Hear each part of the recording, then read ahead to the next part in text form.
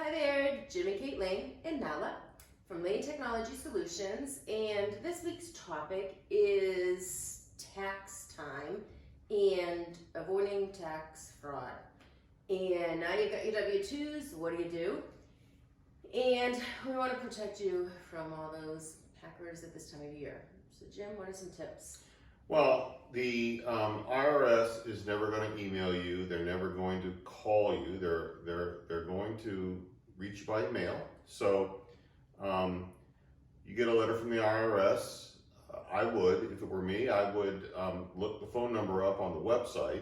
Don't go by the phone number on the notice that you get, and return a phone call using the published phone number from their website.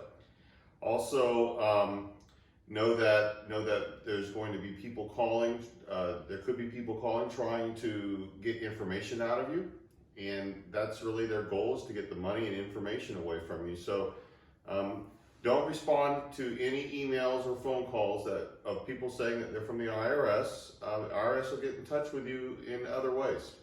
Or if they say they're from TurboTax or from H&R Block, that may spark you to say, oh yeah, I meant to call them.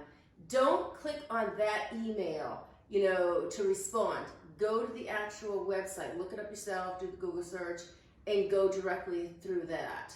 That may spark you to remind you to do it, but don't go through those because you just don't know if they're legit. Business owners, go to legal, not legal, but professional tax preparers and things like that. So those are just some tips. Stay forward to this week. There'll be more tips and tricks to follow. Have a great week. Have a great safe tax season, and we'll see you next week. Take care.